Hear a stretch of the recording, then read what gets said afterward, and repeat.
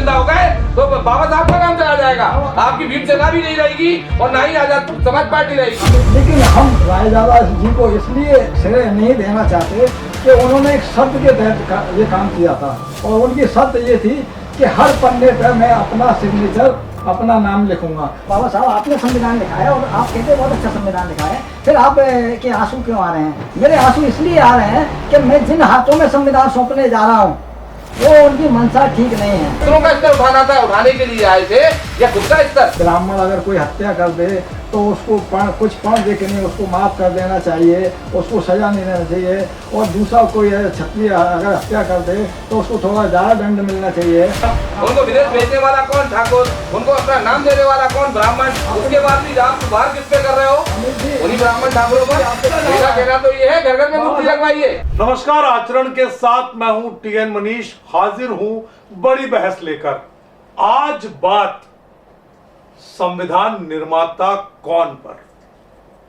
यह चौंकने वाली बात हो सकती है क्योंकि बचपन से सबने सुना पढ़ा कि संविधान के जनक डॉक्टर बाबा साहेब अंबेडकर, लेकिन ग्वालियर में हाईकोर्ट खंडपीठ परिसर पर फरवरी में बाबा साहेब अंबेडकर की मूर्ति को लेकर वकीलों का एक समुदाय सादे कागज पर आवेदन देता है। उस आवेदन पर तत्कालीन न्यायाधिपति मध्य प्रदेश अपना दिलचस्पी लेते हैं, रुचि दिखाते हैं। फिर 19 मई को अचानक दोनों पक्षों को 2 या 3 दिन के लिए शांत रहने के लिए कहा जाता है। 19 मई के पहले 19 मई को वो बुलाते हैं।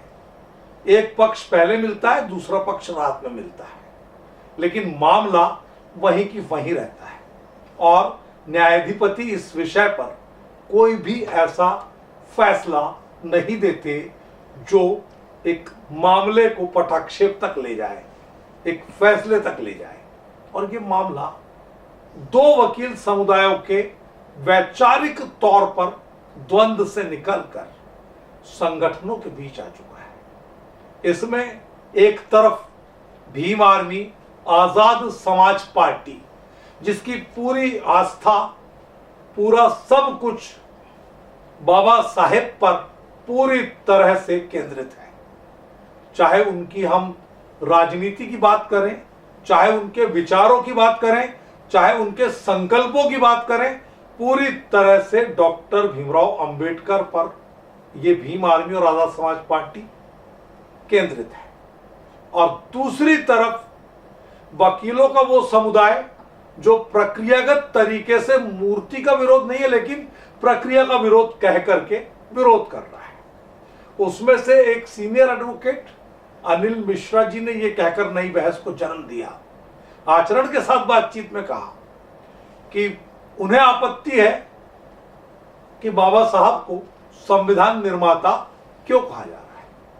इसके बाद शहर का एक जागरूक सामाजिक संगठन है, सामाजिक न्याय मंच, और साथ में उनका चलता है एक रक्षक मोर्चा, तो यह भी मैदान में आता है। और यह मैदान में आता है इस वकालत के साथ कि BN राव जो है वो संविधान के असली जनक रहे। तो अब ये जो बहस है, इतने वर्षों बाद ये बहस उस BN राव के लिए हो रही है जिसको खुद डॉक्टर अंबेडकर ने एक बड़प्पन के साथ श्रेय दिया था कि आपने जो योगदान दिया है उसका श्रेय आपको मैं देता हूं। उस बात को भी पकड़ के बैठा जा रहा है। मेरे साथ 2 मेहमान हैं, अमित दुबे जो सामाजिक न्याय मंच से हैं, रक्षक मोर्चा से, और बौद्ध खेमराज नेक साहब जिन्होंने बहुजन आंदोलन के कई दौर देखे हैं। आप दोनों का ही बहुत स्वागत करता हूं। अमित, पहला सवाल आपसे, आखिर इतने लंबे अरसे बाद इस बात क्या जरूरत आन पड़ी कि अब समाज के बीच ये बात ले जाई जा रही है कि संविधान निर्माण में, उसकी पूरी प्रक्रिया में बीएन जो आपके बेनेगल नरसिंह राव साहब हैं वो प्रमुख हैं या बाबा साहब उसमें गौण हैं, आखिर इसका आधार क्या है और इसकी जरूरत क्यों पड़ी? देखिए, अगर इसकी जरूरत इसलिए पड़ी जब एक पक्ष बिल्कुल पूरी तरह से टफ हो गया, उसने जब ये दिखाने की कोशिश की कि इनके अलावा कोई नहीं, वहां जाकर ये जरूरत पड़ी कि जाकर हम लोगों को, हम खुद भी तो इसका एक बार प्रैक्टिकली देखें कि भाई आखिर बात क्या है, क्यों ये इतनी बुरी तरह से अड़े हुए हैं। और बाकी लोग जो उसमें थे, देखिए 389 लोगों के एक समूह ने, विद्वानों के समूह ने, भारतवर्ष से चुने हुए संविधान सभा के समूह ने, वहां पर 389 जो सदस्य थे वो चुने गए, जिसमें से आज़ादी के बाद हमारे जो कुछ उसमें से कम हुए, जो कि चले गए, जो लगभग 93 के आसपास, जो अपने पश्चिमी पाकिस्तान और पूर्वी पाकिस्तान में चले गए, वो कम करके 297 टोटल लोग बचे। इन लोगों ने मिलकर बनाया। तो अचानक से ये बात पर क्यों अड़ गए कि भाई B.R. अम्बेडकर ही संविधान के निर्माता है। फिर उसका हम लोगों ने चेक किया, उसको हमने इतिहास को टटोला, इतिहास ने जो बात बाहर रखी, जो आप अपने तर्क के समर्थन में मुझे 3 प्रमुख बिंदु गिनाइए आधार से। देखिए, सबसे पहला जो कहा जाता है कि उन्होंने संविधान लिखा 200, जो अपने यहाँ 395 जो यहाँ पर आर्टिकल लिखे गए, उसमें से 343 आर्टिकल B.N. राव साहब ने लिखे, मात्र 22 आर्टिकल B.R. अम्बेडकर साहब द्वारा लिखे गए। दूसरा, जैसा कि बताया जाता है, भारत रत्न बाबा साहब को दिया गया, अम्बेडकर साहब को। तो भारत रत्न किसी ऐसे व्यक्ति को देना जो कि स्वतंत्रता आंदोलन में जिसका कोई हाथ नहीं रहा, जिसने स्वतंत्रता के सभी आंदोलनों का विरोध किया, जो कि साइमन कमीशन जैसे कमीशन के साथ मिलकर खड़ा रहा, उसको भारत रत्न देना, यह भी हमारे लिए एक सोचनीय प्रश्न था कि भारत रत्न जैसा गौरवान्वित करने वाला भारत जो पदक है वो किसी व्यक्ति को दिया गया है। B.N. राव साहब को लेकर के क्या तर्क है? देखिए, B.N. राव साहब जूरिस्ट थे, जो इंटरनेशनल कोर्ट ऑफ जस्टिस है उसके जस्टिस रहे, जो संयुक्त राष्ट्र सुरक्षा परिषद है उसमें भारत का उन्होंने प्रतिनिधित्व किया स्थायी सदस्य के रूप में। और साथ ही में जब कोरिया से युद्ध चल रहा था तब उन्हें संयुक्त राष्ट्र सुरक्षा परिषद के अध्यक्ष के रूप में उन्होंने काम किया। 1944-45 में मंत्री रहे वो जम्मू कश्मीर के, जबकि एक जम्मू कश्मीर स्वायत्त राज्य था। तो हमारा कहना यह है, जब उन्होंने उनका योगदान ये रहा तो उनको क्यों नहीं मिलेगा? ये तो क्रेडिट तो दी है ना उनको डॉक्टर साहब ने। नहीं साहब, देखिए, नोबेल पुरस्कार के लिए नॉमिनेटेड आदमी, चुना हुआ आदमी, और उसको क्रेडिट के लिए सिर्फ डॉक्टर साहब ने क्रेडिट दे दिया। भारत सरकार ने उन्होंने पद्म भूषण भी दिया बाद में 1960 के लगभग, लेकिन जो आयाम उन्हें मिलना चाहिए था वो आयाम उनसे छीन लिया गया। अच्छा, वो बात उनसे छीन ली गई। कुछ किताबों में ये भी लिखा है कि एक गुमनाम योद्धा के तौर पर रहे। देखिए, गुमनाम योद्धा इसलिए कहा जाएगा क्योंकि उन्होंने ना तो कोई पैसा लिया, उन्होंने पैसा लेने से संविधान लिखते समय उन्होंने क्लियर मना कर दिया, उन्होंने कहा मुझे इस बात के लिए कोई पारितोषिक नहीं चाहिए जी। मैं अपने देश का संविधान बना रहा हूं। उन्होंने वर्मा का बनाया, उसके लिए उन्हें पारितोषिक मिला। लेकिन आप एक बात बताइएगा, मैं तो सिर्फ इतना जानना चाहता हूं, जिस आदमी ने देश के लिए काम किया उस आदमी को आज अगर गर्त में धकेल देना। साथ ही मैं ये भी कहूंगा, उसमें जो और भी सदस्य थे, भाई राजेंद्र प्रसाद जी भी थे। अगर ये कहता है कोई कि मात्र अकेले उन्होंने बनाया, तो भाई या वो एक कमेटी के अध्यक्ष थे, तो 8 समितियां थी, जिनमें से एक समिति के अध्यक्ष वो हो सकते हैं, परंतु संपूर्ण संविधान सभा के अध्यक्ष, उनको क्रेडिट क्यों नहीं जाएगा? क्रेडिट अगर अच्छा, इतने वर्षों तक आप लोगों को ये पॉइंट उठाने का, ये मुद्दा उठाने का विचार क्यों नहीं कौंधा दिमाग में कि ये हमको करना होगा? देखिए, क्या होता है, जब हम स्वयं अपने बारे में कहते हैं, हमें तो खुद ही पढ़ाया गया कि डॉक्टर भीमराव अंबेडकर ने संविधान लिखा जी। फिर हमने उसको, ऐसा नहीं है हमारे दिमाग में कौंधा नहीं, कई बार कौंधा, पर ऐसी परिस्थिति के आदमी स्टिक हो जाएगा, बिल्कुल उसी बात पर अड़ जाएगा कि नहीं यही सब कुछ है। उस बात को लेकर कहीं ना कहीं पीड़ा हुई। तो हम लोगों ने, चूंकि हम दलित समाज के लिए भी काम करते हैं, आदिवासी पिछड़ों के लिए भी काम करते हैं, हम अल्पसंख्यकों के लिए भी काम करते हैं, और हम सवर्ण समाज के लिए भी काम कर रहे हैं। हमारा दल जो काम करता है वो सभी समाजों के लिए करता है। तो हमें पीड़ा हुई कि बाकी सभी समाजों के लोगों को, बाकी लोगों को, ग्वालियर के एक लाड़ले सपूत, जिसको आज ग्वालियर में ही कोई नहीं जानता, बृजराज नारायण जी, उनका नाम आज तक कोई नहीं जानता। भाई अच्छा, अगर ये पहचान- बीएन राव के अलावा उसमें राजेंद्र प्रसाद भी थे, कायस्थ समाज भी था, मुस्लिम समाज भी था, तमाम थे। तो ये क्या ब्राह्मण थे इसलिए इसको बढ़ा रहे हैं आप? नहीं नहीं नहीं, ये ब्राह्मण है इसलिए नहीं बढ़ा रहे। हमारा कहना ये है, राजेंद्र प्रसाद जी को लीजिए ना, जिसने देखिए जिसने काम किया है, निर्माण का काम कौन करता है? नहीं, आप लोग बार बार बीएन राव की बात हो रही ना, इसलिए मेरे को लगा कि शायद वो सजाती हैं, ब्राह्मण हैं, इसलिए इस मुद्दे को आप लोग लेकर के नहीं, चल रहे इसको हैं। सजाती इसलिए नहीं कहा जा सकता। देखिए हम तो राजेंद्र प्रसाद जी को लेकर भी चल रहे हैं, हम तो ब्रजराज नारायण जी को लेकर भी चल रहे हैं, और नहीं, मांग आगे, तो उन्हीं की और आ रही है आगे मैं कि आपको इस निर्माता- बहस के दौरान मैं आपको बाबू जगजीवन राम बाबू जी के बारे में भी बात करूंगा आपसे। मैं ये भी बात करूंगा कि उनकी क्या भूमिका रही संविधान में, और किस तरह से लोगों को बरगलाकर या लोगों को एक तरफ से स्टिक कर दिया गया, एक जगह पर जमा दिया गया, उनको चलिए, उससे आगे बढ़ने नहीं दिया। आपको बहुत समय दिया और बहुत धन्यवाद, बहुत खेमराज नेक आपका, कि आपने बहुत ही शालीनता और गंभीरता से अमित दुबे की पूरी बातें सुनी। अब आप सिलसिलेवार तरीके से, मेरा सिर्फ यही सवाल है कि एक तो इनकी बातों का आपके पास क्या तर्क है जो इन्होंने कहा, दूसरा डॉक्टर भीमराव अंबेडकर ही संविधान निर्माता क्यों? बहुत बहुत धन्यवाद आपका। और आदरणीय अमित दुबे साहब से भी मैं कहना चाहता हूँ कि कोई भी समिति जब बनती है, आपने 299 लोगों का नाम लिया,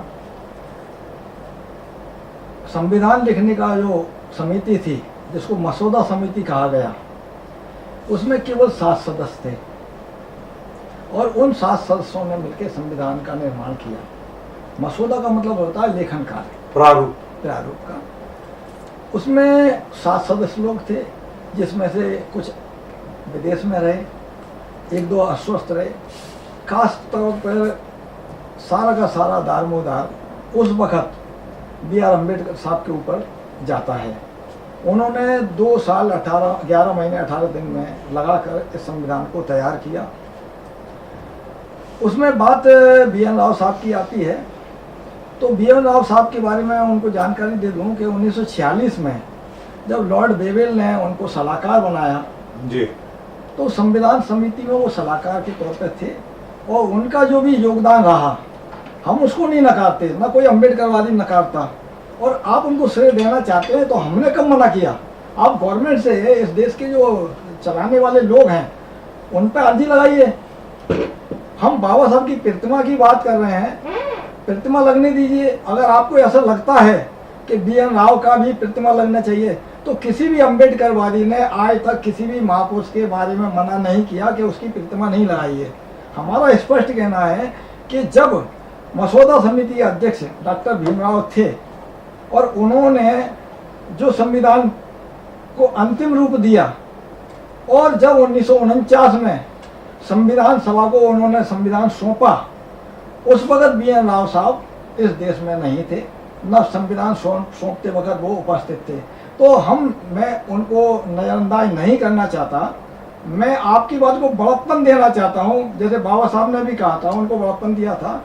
ठीक है, हम एक दूसरे का आदर सम्मान करते हैं, लेकिन आदर सम्मान की भावना जो हमारे अंदर निहित है उसको आप भी बरकरार रखिए। आप जो नफरती तौर पर आज आप इस मुद्दे को लाए हैं, इसके पहले आज़ादी से 1947 के बाद से, और संविधान 1950 में जब लागू हुआ, उसके बाद में आम चुनाव 1952 में हुआ, उसके बाद से जी आप क्यों नहीं लाए? जैसा नवंबर 50 से अभी तक, बिल्कुल। जैसे आदरणीय मनीष जी ने अभी बोला कि आपके दिमाग में प्रश्न क्यों नहीं, ये केवल नफरत के कारण आप लेके आए हैं। हम कहते हैं ये नफरत मिटाइए। इस देश में भाईचारा की जो बात संविधान में कही गई है, बंधुता, समानता और स्वतंत्रता और सबको न्याय मिले, इसकी बात जब कही है तो हम ये नफरती बात करके नहीं, और आज जो मुद्दा उठा के ये न्याय की बात नहीं कर रहे, अन्याय की बात कर रहे हैं। पहले आपसे मेरा निवेदन है, जितने भी साथी हैं, और मैं मिश्रा जी को भी कहना चाहता हूँ कि आप इतनी बात करते हैं कि हम मूर्ति से को ये कर देंगे, आप वो कर देंगे, और मैं है ना कभी बाबा साहब को संविधान का निर्माता नहीं मानूंगा, तो आपकी व्यक्तिगत बात हो सकती है, सारे देश की बात नहीं है ये। सारा देश मानता है, जब बाबा साहब को हर जगह सम्मान, सुप्रीम कोर्ट परिसर में भी बाबा साहब की प्रतिमा लगी हुई है, और इसके पहले भी बाबा साहब की प्रतिमाएं जगह जगह लगती हैं। और भारत के संविधान की जब बात आती है तो यही सरकार के नुमाइंदे, चाहे वो कांग्रेस के, भाजपा के, किसी के भी हों, इन्होंने सबने बाबा साहब को आगे करके संविधान की बात कही है कि संविधान निर्माता डॉक्टर भीमराव अम्बेडकर थे, उन्होंने ही संविधान का निर्माण किया है और मसौदा समिति के अध्यक्ष भी थे। अमित जी, मैं साहब हेमराज जी का जो मैं पूछना चाहूँगा कुछ, नेक्स्ट साहब का जो मैं पूछना चाहूँगा, जी। जहाँ तक मूर्ति की बात है, आप अंबेडकर जी को मानते हैं? अक्षर से मानते हैं? 100%। जब आप 100% मानते हैं तो आपको ये भी मानना चाहिए, उन्होंने कहा था मेरे बाद मेरी मूर्तियां मत लगाना, इस बात को मानेंगे आप? देखिए, उन्होंने कहा था कि मेरे नाम पर कोई आंदोलन मत करना। अमित जी, जी देखिए, प्रतिमाएं केवल प्रतीक होती हैं जी, वो हमारे आचरण को सुधारने का काम करती हैं। इस देश में 33 करोड़ प्रतिमाएं लगी हुई जी, हैं, ठीक है जी, और उनको देख के उनके अनुयायी उन जैसा आचरण करते हैं। जी, हमारे लिए बाबा साहब की प्रतिमा इसलिए अनिवार्य है कि बाबा साहब ने ना कोई शस्त्र की बात की, ना कोई अस्त्र की बात की, उन्होंने केवल कलम से की बात की और कलम से हमारे लोगों को जीवन सुधारने के अवसर प्रदान करने के लिए बात कही। तो हमारे लिए बाबा साहब की प्रतिमा इसलिए अनिवार्य है कि हम वैसा व्यक्तित्व चाहते हैं जैसा B.R. अम्बेडकर साहब का था। हम नहीं चाहते कि कोई व्यक्ति गले में नरमुंड अटकाए, कोई भाला ले, कोई त्रिशूल ले, कोई तलवार ले। इससे क्या साबित करना चाहते हैं? यानी वो जैसा उनको प्रतीक होता है वैसे लोगों की भावना बनती है। हम केवल बहुजन इससे साबित ये करना चाहते हैं कि बुरे लोगों का अंत किसी भी स्थिति में किया जाना चाहिए। आज भी होगा, कल होगा, यही साबित करना चाहते हैं। जो आप कह रहे हो तलवार लेके जो दिखाते हैं, मैं नहीं चाहता, सारी दुनिया चाहती है कि बुरे लोगों का अंत हो और अच्छे लोग इस देश में, इस दुनिया में आए। मानवता के अगर आप पक्ष में हैं जी, तो आपको मानवतावादी विचार ही रखना पड़ेंगे, समतावादी विचार रखना पड़ेंगे, विज्ञानवादी सोच रखना पड़ेगी। पाखंडवादी सोच से इस दुनिया का ना भला हो सकता, ना भारत का भला हो सकता, ना भारतीय जनमानस का, ना आपका ना मेरा। ठीक बात है। नहीं, मेरा अभी इस पूरे मामले में एक ही विषय है कि क्या इस देश की वर्तमान पीढ़ी को, हेमराज जी, ये जानने का, ये समझने का पूरा अधिकार है कि नहीं कि देश जिस संविधान पर केंद्रित है, जिस संविधान से चल रहा है, उस संविधान की एक एक बात, एक एक पहलू गहराई से हमारी पीढ़ी जाने, ताकि उसको समझ में आए कि हम भारत के लोग क्यों लिखा संविधान में। क्या मानते हैं? देखिए, मसौदा समिति में 7 सदस्य थे, जिसमें 4 लोगों की भूमिका नगण्य रही। प्रेम बिहारी रायजादा का नाम क्यों नहीं लेते अमित भाई, जिन्होंने अपने सुंदर लेखन से कागज पर जो मसौदा बना उसको लिखित में काम करने का काम किया। लेकिन हम रायजादा जी को इसलिए श्रेय नहीं देना चाहते कि उन्होंने एक शर्त के तहत ये काम किया था, और उनकी शर्त ये थी कि हर पन्ने पर मैं अपना सिग्नेचर, अपना नाम लिखूंगा। यानी उन्होंने संविधान लिखने का जो पारितोषिक लेना था वो ले लिया। और आज भी जो मूल प्रतियां हैं वो प्रेम बिहारी रायजादा जी का हर पन्ने पे नाम लिखा हुआ है। रहा सवाल B.N. राव साहब का, तो B.N. राव साहब के लिए मैं पहले ही कह चुका हूँ कि वो सलाहकार थे, उन्होंने संविधान निर्माण में अपना योगदान दिया है, उनको उनका योगदान देना चाहिए। मैं आपको बता सकता हूं, माननीय, मैं आपकी बात को और मेरा सवाल अमित नेक साहब से सीधा था जी कि आज की पीढ़ी को अगर हम संविधान की बात करें तो आप मानते नहीं कि बहुत अल्पज्ञानी है आज की पीढ़ी? उसको रील से, व्हाट्सएप यूनिवर्सिटी से फुर्सत नहीं है। ऐसे में अगर संविधान की बात, उसकी आत्मा की बात, उसके सारे बिंदु और मसौदे की बात आज की पीढ़ी जाने तो उससे नुकसान है कि फायदा है? देखिए, आपने बहुत अच्छी बात कही मनीष जी, लेकिन हम ये देख रहे हैं हमारे देश में संविधान को और अम्बेडकर को पढ़ने की बात, जानने की बात इसलिए दूरगामी हो गई है कि हमारे देश में पुराना कैरेक्टर जो है मनुस्मृति और उससे जुड़ी चीज है। आज नहीं तो अम्बेडकर का सीरियल बहुत चला साहब। एक मिनट, नहीं, मैं तो अम्बेडकर के दर्शन किताब आपने तो पढ़ी होगी, यार आप इतने पढ़े लिखे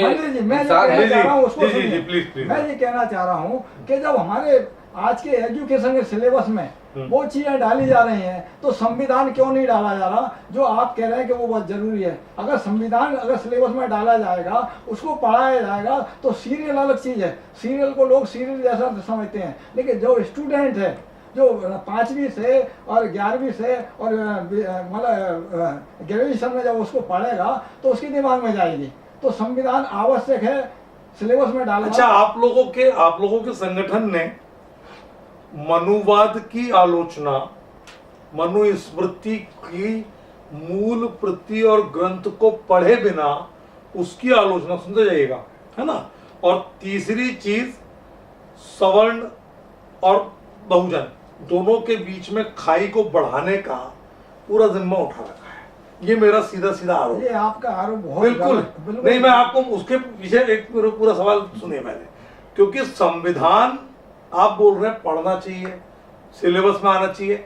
आपके अपने आयोजनों में कितनी प्रतियां संविधान के मूल रूप से उन लोगों के बीच में आप लोगों ने उतारी जिनको आप, क्योंकि बाबा साहब के अनुयायी हैं, बाबा साहब का सबसे बड़ा ग्रंथ गीता और कुरान आपके लिए होना चाहिए संविधान, ठीक है, और आप मानते भी हैं, क्योंकि आप लोगों ने हिंदू धर्म को पूरी तरह से पाखंड बना रखा है। आपका मानना है कि हिंदू धर्म नहीं है, ठीक है, आपका मानना है बौद्ध धर्म है, आपकी अपनी आस्था है। हमारे संविधान ने हमको पंथ, संप्रदाय, जाति सब में मानने का अधिकार दिया है।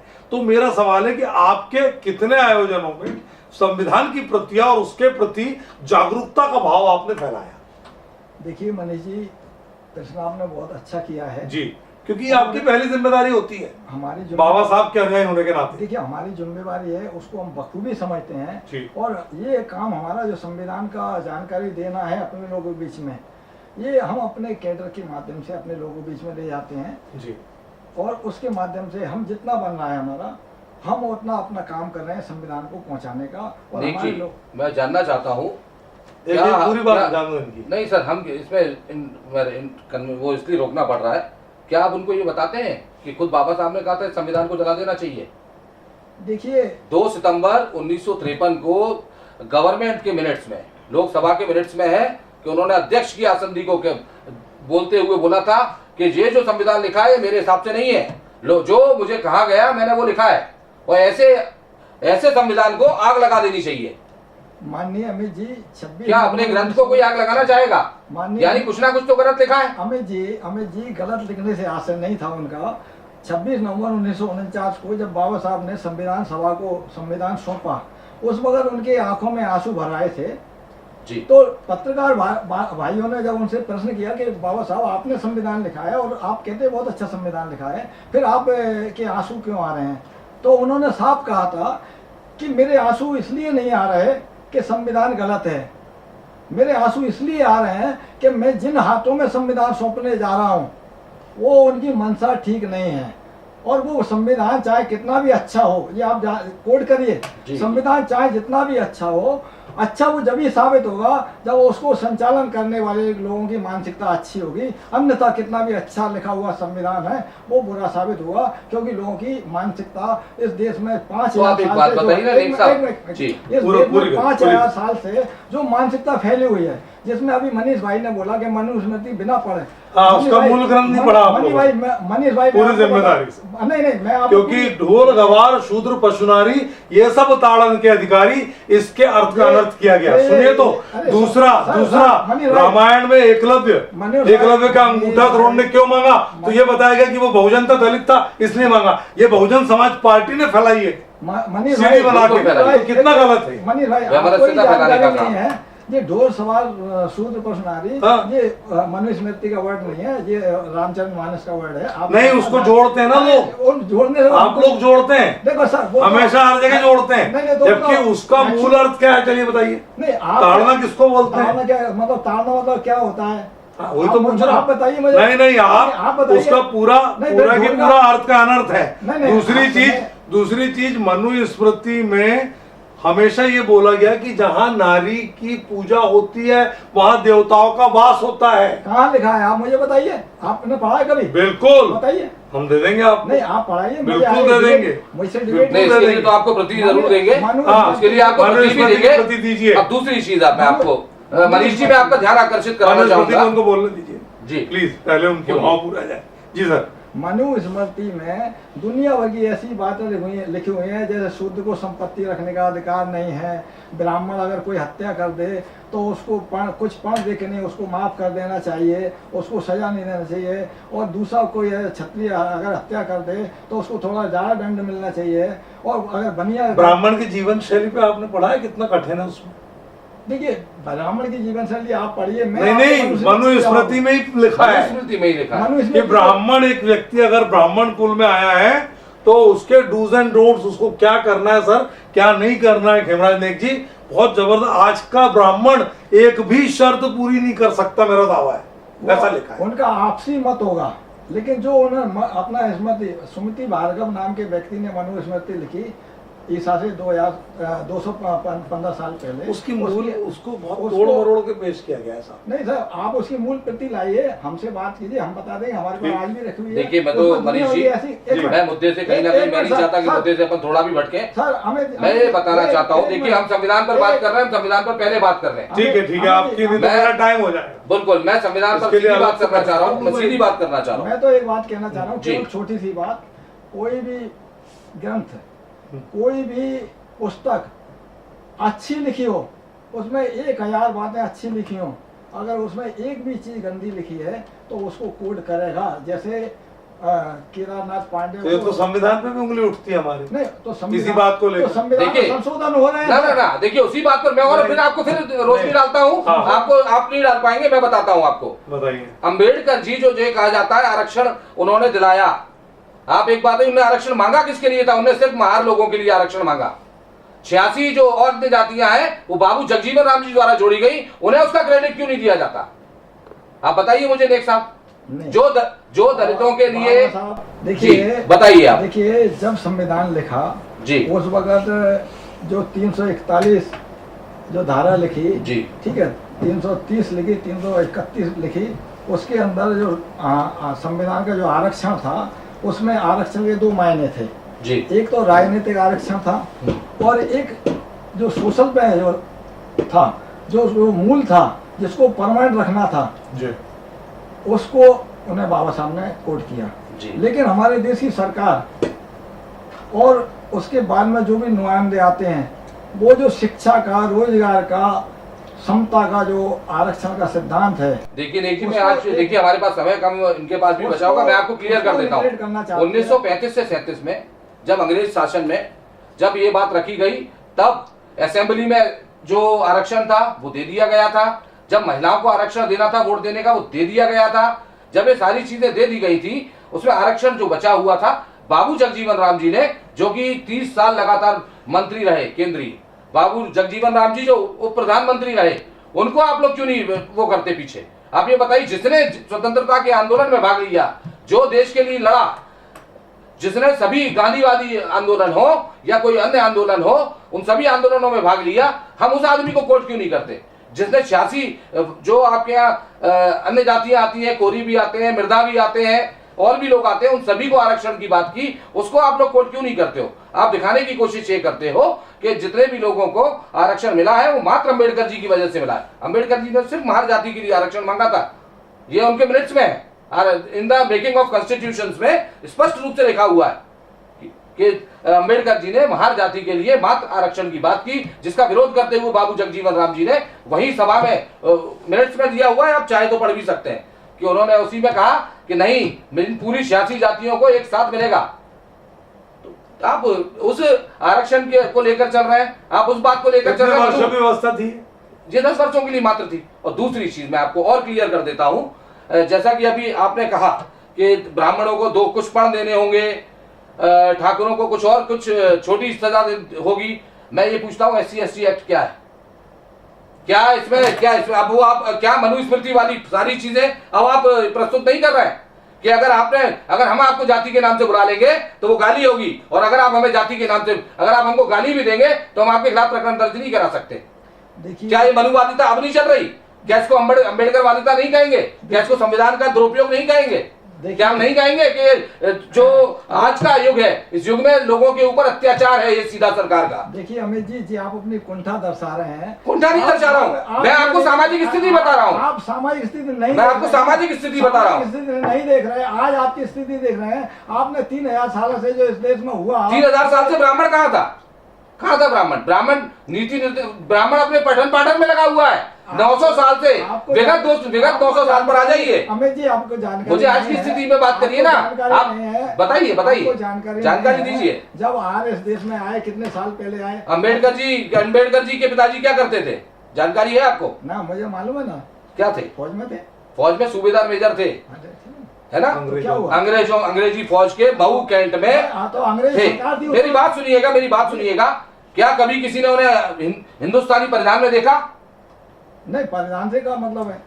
कोट टाई पैंट पहनकर रहने वाला गरीब दलित शोषित, आप उनको कहते हो कि साहब उन्होंने गरीब दलित शोषितों के लिए काम किया है। स्तर उठ गया वो तो अपने हिसाब से रहेगा ना। किसका स्तर उठ गया? दूसरों का स्तर उठाना था, उठाने के लिए आए थे, या खुद का स्तर? उनको पढ़ाने वाला कौन? उनको पढ़ाने वाला कौन? ब्राह्मण।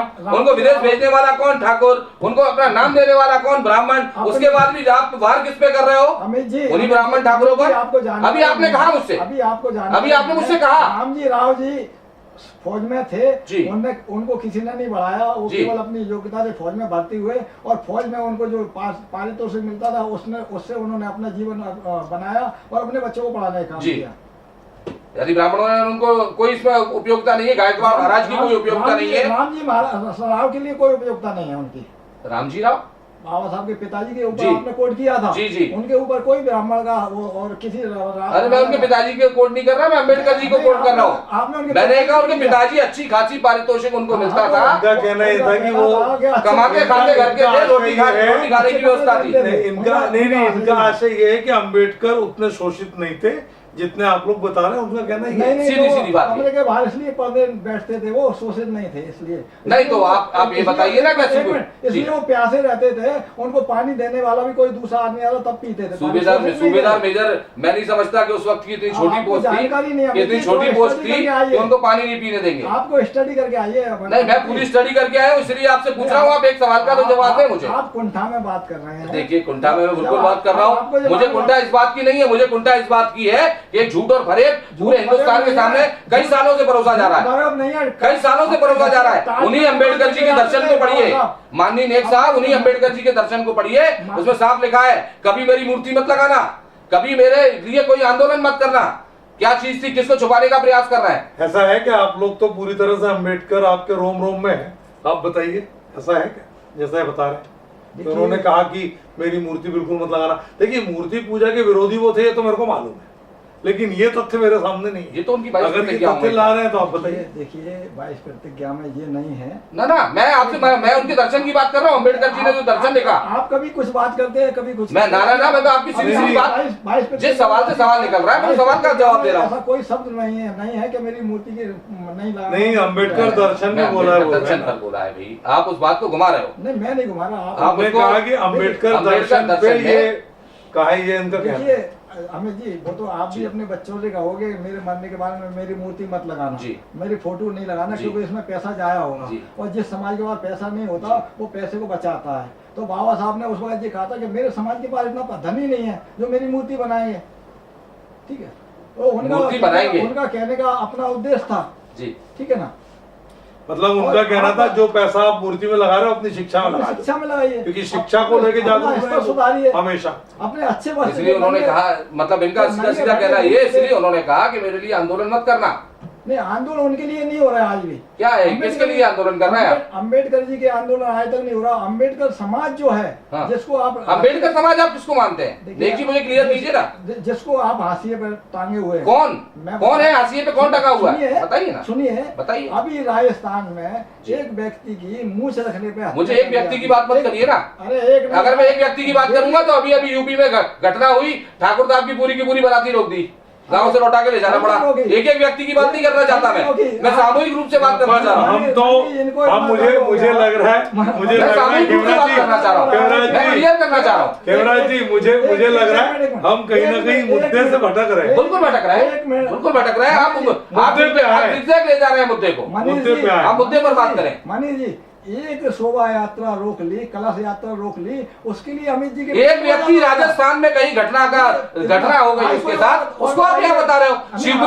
शिवपुरी में पेशाब फैलाइए ब्राह्मण बच्चे को, उसको आप अमित मैं केवराज जी मैं मुद्दे पे आ रहा हूँ। मेरा मुद्दा ये, एक देश को चलाने वाला दस्तावेज, पवित्र ग्रंथ लोकतंत्र का संविधान, उस संविधान की रचना में बौद्धिक स्तर पे एक पूरे विद्वानों के समूह ने अपना पूरा योगदान दिया। ठीक, ये सर्वमान्य है।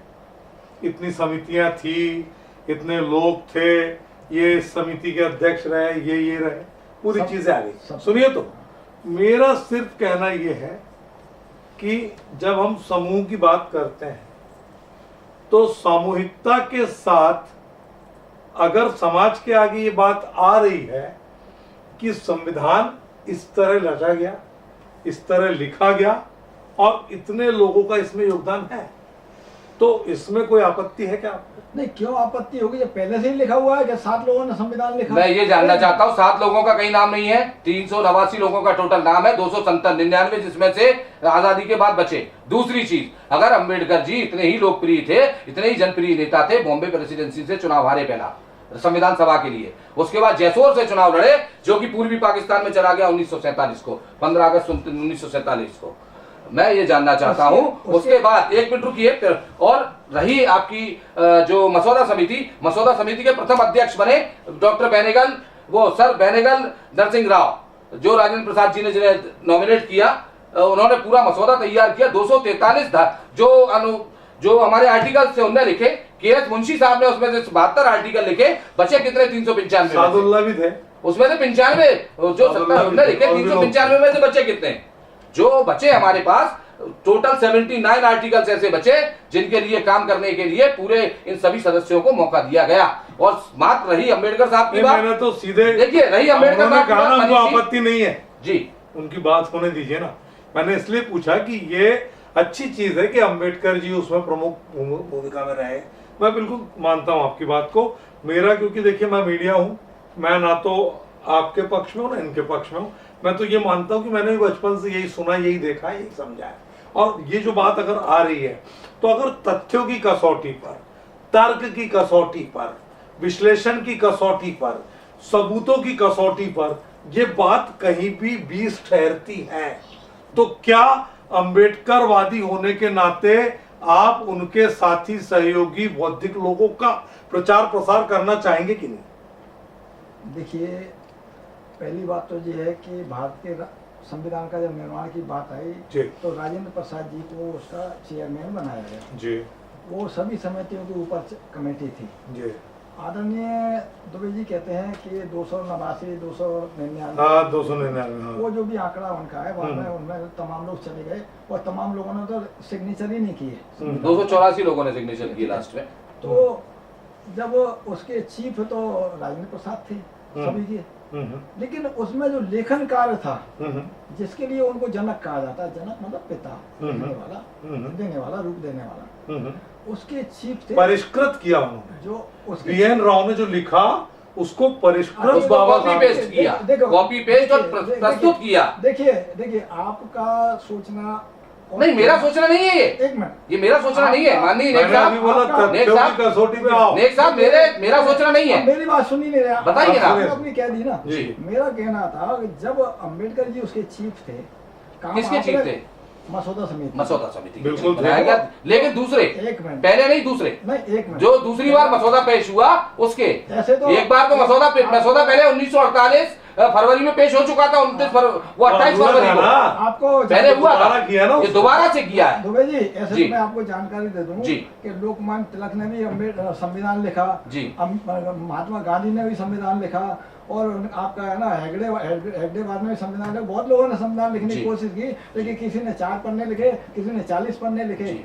लेकिन उसका जब श्रेय अम्बेडकर जी को दिया जाता है तो आपके पेट में इसलिए दर्द हो रहा है। नहीं, मेरे पेट में दर्द नहीं हो रहा है, देखिए, तथ्य पर बात नहीं, कीजिए। नहीं, पूरी- पेट में दर्द होने की बात नहीं है मनीष जी, मैं आप इनको रोकना चाहूंगा, इसमें पेट में दर्द वाली बात नहीं है, नहीं, तथ्य पर बात कीजिए। तथ्यों की बात। अब तथ्य पे बात कीजिए। तथ्य की बात तथ्य की मैं बात कर रहा हूं। कीजिए। जब सब लोगों ने मिलकर, जैसे आज मनीष जी हैं, इनका एक परिवार है, इनके 2 बेटे हैं और ये परिवार को ये चला रहे हैं, बेटे भी सहयोग कर रहे हैं, लेकिन परिवार आज किसके नाम पे जाएगा? मनीष जी के नाम पे, बेटे के नाम पे नहीं जाएगा। तो आपके BN राव साहब को हम आदरणीय कहते हैं, और हमारे बाबा साहब अम्बेडकर ने भी उनको आदरणीय का सम्मान से नहीं, बोला। श्रेय दिया ना। श्रेय दिया। आप क्यों ले आना चाहते हैं उस पे? हम कम मना कर रहे हैं, आप अम्बेडकर जी की मूर्ति के साथ में BN राव की लगवा दीजिए। देखिए, मेरा कहना ये है, आपने उदाहरण दिया नेक साहब, मैं उसी उदाहरण को उनने फिर से पढ़ चैलेंज देता हूं। करा है। एक मिनट, ताकत होनी चाहिए। मैं उसको दोबारा से कर देता हूँ, आप ही की बात ताकत को, होनी चाहिए, मैं आप ही बोल की रहे बात हो। को फिर से क्लियर कर वो देता हूँ। कह रहे हैं एक कि मिनट रुकिए, मनीष जी। अम्बेडकर के साथ BN राव मनीष की जी, प्रतिमा मनीष जी, लगाने मुझे- की ये बोल ताकत रखिए, होनी वहाँ पर चाहिए। राष्ट्रीय झंडा लगा हुआ है, हम नहीं चाहेंगे राष्ट्रीय झंडा कहीं भी नीचे देखे। कहीं नहीं लगा झंडा। कौन वहाँ लगा? पर राष्ट्रीय झंडा लगा हुआ है। झंडा पहले बिल्डिंग पे लगा था, जबरदस्ती थोपा गया झंडा। जबरदस्ती थोपना, अब हम कहे कि जबरदस्ती उसने मूर्ति थोपी जा रही थी, तब आप क्यों नहीं आए? तब क्यों नहीं आया? उसका हाई कोर्ट मध्य प्रदेश का उसमें ऑर्डर था। किसका ऑर्डर था? तब उसका स्टेट क्या बिल्डिंग कमेटी ने कोई ऑर्डर दिया? आप ऐसी ऐसा कोई कॉपी का मुझे दिखा सकते हैं? कमेटी का होती है। आज मुख्यमंत्री, आज प्रधानमंत्री नरेंद्र मोदी चाहेंगे। अब जैसे देखिए, अभी आप मनीष जी, मैं एक एक करके क्लियर कर देता हूँ। जी। अभी इन्होंने कहा आपके 2 बच्चे हैं, आपके 2 बच्चों में से ये बताइए कि ये पहले का नंबर आएगा या दूसरे का नंबर आएगा मनीष जी का?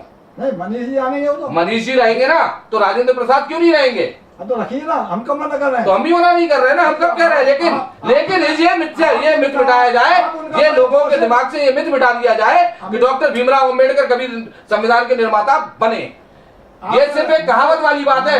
उन्होंने, क्योंकि कुछ लोगों ने इकट्ठा होकर ये बात फैलाने की कोशिश की। मनीष जी, ये बताइए मुझे, बाबू जगजीवन राम जी को क्यों दबाया? मुझे ताकत से बताइए ना, मैं अपनी ताकत से, मुझमें वो ऊर्जा इसलिए है क्योंकि मैं सच के साथ हूँ, मैं सच के साथ हूँ, मुझमें ऊर्जा है। नहीं, हम कब मना कर रहे हैं? वो कह रहे हैं राजेंद्र प्रसाद जी का लीजिए, BN राव जी का लीजिए, सादुल्ला का लीजिए, रायजादा का लीजिए, मना थोड़ी कर रहे हैं। फिर और जिसकी जानकारी नहीं है उनको मैं जवाब दे, वो भी बता दीजिए। जानकारी दे रहा हूं। बताइए ना। अल्लादी कृष्णा अय्यर जी, साहब जी, का जी, नाम, हाँ, है ना, जिन्होंने, बिल्कुल। सुनो, ब्रह्मचारी। अगर उन्होंने अपनी सीट खाली नहीं की होती तो बाबा साहब अम्बेडकर संविधान निर्माण समिति में जा ही नहीं पा रहे थे। क्यों नहीं जा पा रहे थे, इसका कारण बताएंगे? एक मेरी बात सुनिए, क्यों गए और क्यों नहीं जा पा रहे थे, ये बताएंगे मुझे? पूरी होने दीजिए। मैं बताता हूँ, रुकिए सर, बात पूरी होने दो। जब वो आए हैं वो बात तो सुन लीजिए मुझसे। पूरी बात इस तरह से वो बात भी तो सुने। उनका चलिए आप बताइए, उनका तथ्य पहले लो। बताइए। जी सर, बताएं। जब भारत पाकिस्तान का विभाजन हो गया जी। तो ये खुला जैसों से बाबा साहब चुन के आए थे, वो सीट जब पाकिस्तान चली गई और उसको लेके पाकिस्तान में गया तो जहाँ गतिरोध पैदा हो गया कि अब अम्बेडकर भारत के सदस्य ही नहीं है, संविधान में जाने का उनको अधिकार ही नहीं है। तो अल्लादी कृष्णा अय्यर साहब ने अपनी सीट खाली की। वो भी वरिष्ठ वकील थे, आपको जानकारी, विधिवेत्ता थे। जी जी जी जी, लेकिन ये जस्टिस थे, ठीक। ज्यूरिस्ट थे, नहीं, वो भी थे। नाइट के जो हमारे यहाँ कहा जाता है, सर जैसे लगाया जाता है, पूरी उसी ताकत बात पे लगाई लगाया ना, जाता है। आप BN राव के लिए पूरी ताकत लगाई। हम कभी BN राव की नहीं ताकत, नहीं, हम देखिए कभी विरोध नहीं मैं किया। न्याय के लिए ताकत लगा रहा हूँ। मैं सिर्फ राव साहब के लिए नहीं मांग रहा, मैं बाबू जगजीवन राम जी को भी न्याय दिलाने की बात करता आप हूँ। सर, आप उनको क्यों नहीं दे रहे हैं आप न्याय? केवल बाबा साहब को नहीं लगाने की नहीं, मेरा कहना ये है, आप बाबू जगजीवन राम की भूमिका को कैसे भूल सकते हैं? क्यों राजनीतिक कारणों को देखते हुए? आप केवल अम्बेडकर साहब क्यों राजनीतिक कारणों को देखते हुए? नहीं तो इतने सालों से आप अच्छा चलिए, अब मेरे को लग रहा है समय की, मेरा कहना ये, मैं 14 में वही था, मैं वही था, मई को क्यों नहीं लाया? मैं वही था। क्यों नहीं लाया? क्या नहीं लाए?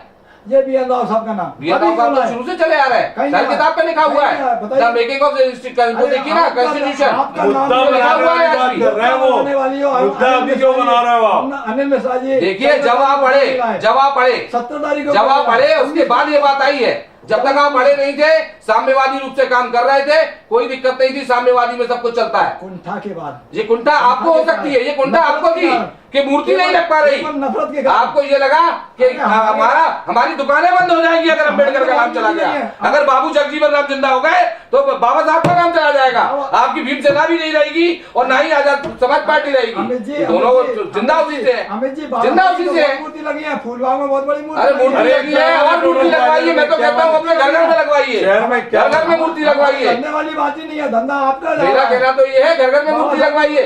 देखिए ना तो मैं राजनीति करता हूँ तो मेरे धंधे में कोई फर्क पड़ने वाला नहीं है। आप ही तो विरोध कर रहे हैं, हमारी तो बहुत मूर्ति लगी है। विरोध करना, विरोध देखिए अवैध रूप से कोई काम करेंगे उसका विरोध होना आवश्यक है। चलिए आप दोनों इस बहस का हिस्सा बने, अपने अपने तर्क और वितर्क कुतर्क भी किए, कुछ ये सब कुछ हुआ, लेकिन कुल मिलाकर बात यह है कि क्या आज की पीढ़ी को हम क्या देना जा रहे हैं, क्या देने जा रहे हैं और क्या देना चाह रहे हैं, ये तय कौन करेगा।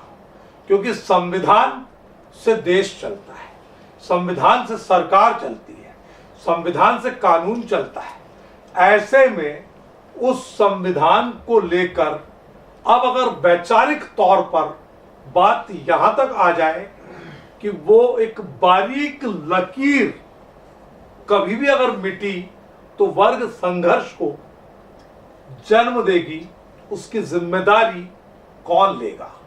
ऐसे में बाबा साहब अंबेडकर के सिद्धांतों और उनके अनुयायी का दावा करने वालों का सुर और दूसरी तरफ सनातन का दम भरने वालों का सुर कहीं ना कहीं प्रतिशोध की ज्वाला में भभकता दिखता है, जो दोनों ही पक्षों को यह समझाता है कि देश और समाज रहना चाहिए और वो तभी रहेगा जब विचारों में हम विचारों के साथ ही लड़ाई लड़ें, विचारों को हथियार बनाकर लड़ें, ना कि हथियार के दम पर विचार को मनाने की कुंठा मंशा और गैर कानूनी तरीके को अपनाएं। ना ऐसी धमकी किसी तरफ से आना चाहिए, ना ऐसी चेतावनी, क्योंकि आचरण न्यूज एक जिम्मेदार संस्थान के नाते पत्रकारिता धर्म को पूरी ईमानदारी से निभा रहा है और हम भी नहीं चाहते कि समाज के बीच किसी भी तरह का वैमनस्य बढ़े। लेकिन हम ये चाहते हैं कि इस पूरे मामले का हल ऐसा हो जाए कि हमारे समाज का भाईचारा भी बना रहे, वैचारिक तौर पर द्वंद्व जो है वो खत्म हो और सभी लोग एक अच्छे जीवन की तरफ ग्वालियर के नाम को लेकर, इसके गौरव को लेकर, ग्वालिपर ऋषि के नाम को लेकर कम से कम ऐसा दाग ना लगने दें अपने किसी भी कृत्य से। आज के शो में आप दोनों पधारे, आप दोनों ने अपने तर्क रखे, आप दोनों ने अपनी बात रखी, हमने आपको ये मंच दिया। दर्शक तय करेंगे कि आखिर दोनों के तर्कों और तथ्यों में क्या कुछ था, और वास्तव में दर्शक ये तय करेंगे कि संविधान को लेकर, उसके निर्माता को लेकर क्या बहस आज की जरूरत है, या फिर ये स्वार्थवश दो दलों के बीच का झगड़ा है जिसे अपनी बात मनवाने के लिए नए सिरे से छेड़ा जा रहा है। आज के लिए इतना ही, नमस्कार। देश दुनिया की सभी खबरें देखने के लिए जुड़े रहिए आचरण न्यूज से। आचरण न्यूज, हर कदम आपके साथ।